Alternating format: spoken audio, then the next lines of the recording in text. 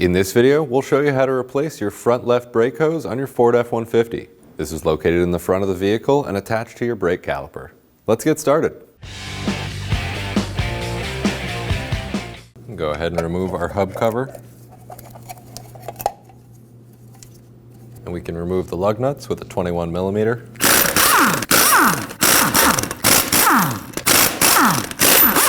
If your wheel is stuck on the hub, we can put one of the lug nuts on partially. And then we'll use a hammer on the back side. I'll be using a dead blow, that way I don't damage the rim.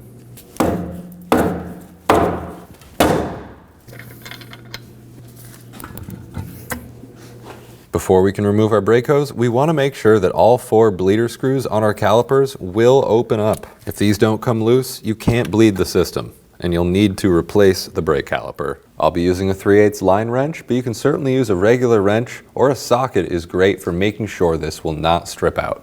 Yep, looks like these will come free. We'll remove the 10 millimeter bolt holding the bracket to the knuckle. You can set that off to the side. And pop the grommet holding the ABS wire to the hose. To keep brake fluid from dripping out of the lines too much, I've installed a brake pedal depressor between the brake pedal and the seat. On the back side of our caliper, we find our banjo bolt holding on our brake hose. We can go ahead and remove that with a 12 millimeter.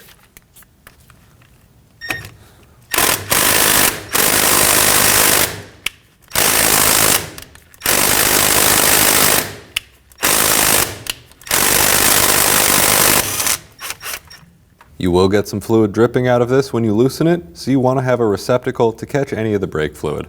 If you get brake fluid on any paint, you want to immediately spray the surface down with water. The water will soak up the brake fluid. We can remove the hose from the back side of the caliper. Following the brake hose up, we find a 13 millimeter fitting.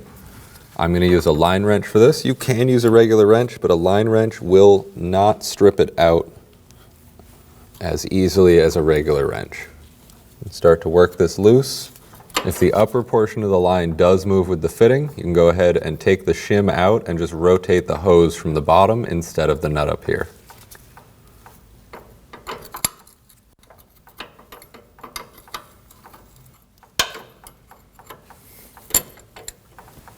We have a shim holding the brake hose to this bracket. And go ahead and pry out on the shim towards the front of the vehicle.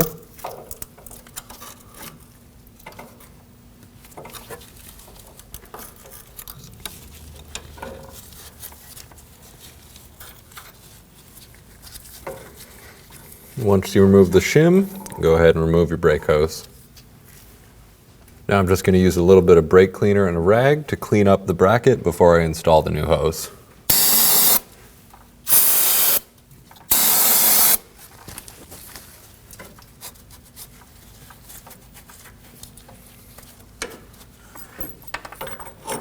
When installing our new brake hose, you'll notice that there is one portion of the upper fitting on the brake hose that is not flat. It has a slightly rounded side. That means that the upper portion of the brake hose can only really go in one way. Get the brake hose into the bracket, and we can start getting the shim fit onto it. And we'll have to just tap that on the rest of the way.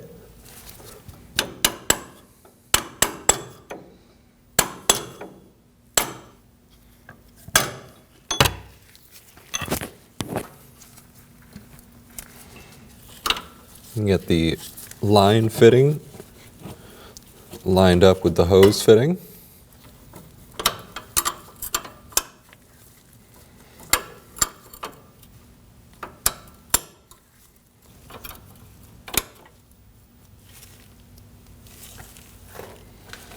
We can just snug this fitting down. Doesn't need to be too tight, just tight enough not to leak. Before installing our banjo bolt, you want to install one of the copper washers, put it into the hose, and then install the other copper washer. Now we can line the banjo bolt up. Install the hose into the caliper.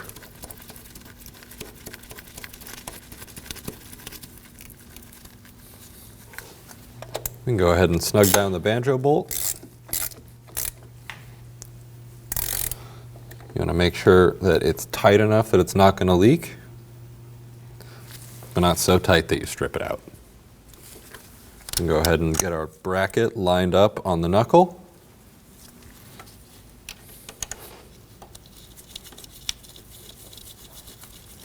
We can snug that down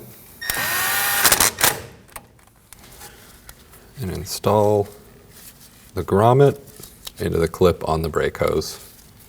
We can torque the banjo bolt to 26 foot-pounds.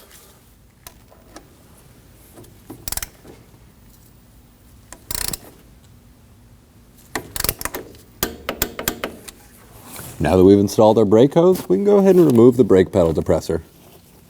You'll want to have a receptacle underneath this to catch any fluid that may come out. We can go ahead and loosen the bleeder screw, and we'll let that gravity bleed. You want to wait until you see drips of fluid coming out of here, and then we can tighten it back down.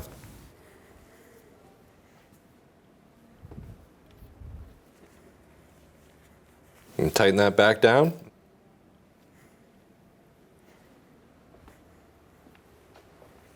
Make sure to put back your bleeder screw caps as well. We can go ahead and top off our master. And we'll put the top back on the master cylinder. We can go ahead and install our wheel.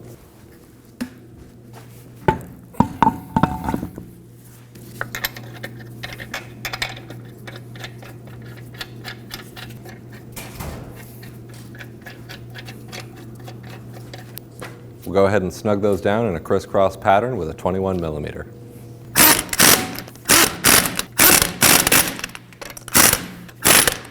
We'll torque these to 150 foot-pounds in a crisscross pattern.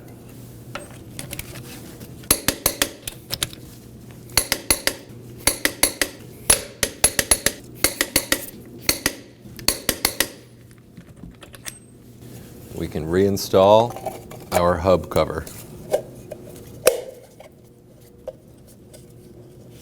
Now we can start bleeding our brakes. We'll start at the right rear of the vehicle, followed by the left rear, followed by the passenger front, and finishing off with the driver's front.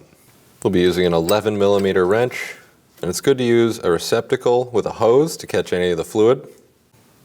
I have an assistant in the vehicle, and I'll have them pump the brakes.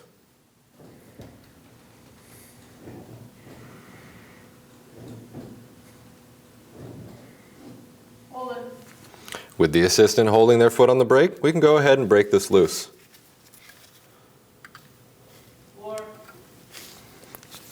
You can tighten that back down and have them pump the brakes again.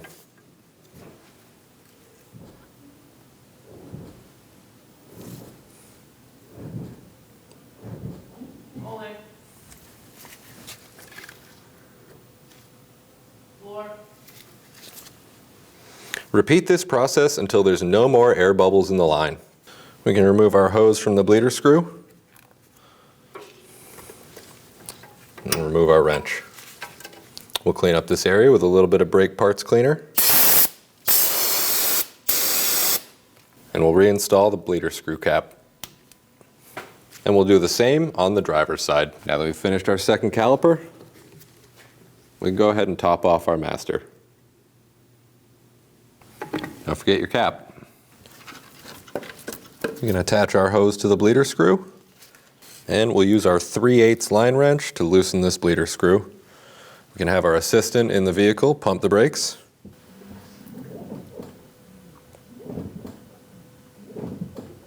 Holding.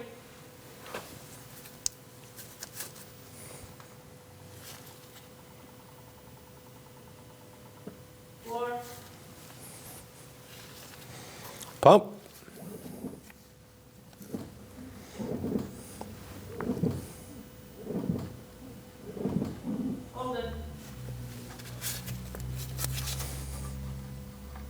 We'll repeat this process until there's no more air bubbles in the line. We can remove our hose.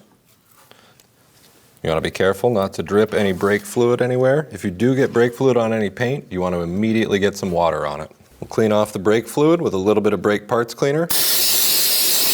If you have a bleeder screw cap, you can reinstall it now. We can move over to the driver's front, complete the bleed, and top off our master. And now that we've bled our brakes, we'll top off the master cylinder back to the max line. Reinstall the cap. Take the vehicle for a test drive. If you have a spongy brake pedal, you're going to want to do the brake bleed procedure again. We can go ahead and torque the lugs to 150 foot-pounds. When only the best will do, demand TRQ. The only company that lets you view before you do. TRQ is committed to offering the highest quality aftermarket auto parts that are engineered for peace of mind. Thanks for using and viewing with TRQ.